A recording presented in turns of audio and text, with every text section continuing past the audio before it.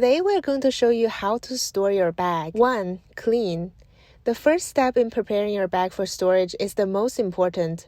Cleaning and conditioning your bag will guarantee that your bag is perfectly cared for before going in. 2. Stuff. This tip is dependent on the shape and the material of your bag. You must stuff your bag so that its structure is supported.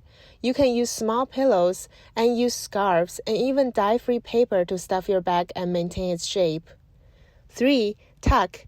If your bag has other features or accessories, it's important to consider wrapping them up and tucking them away. 4. Cover.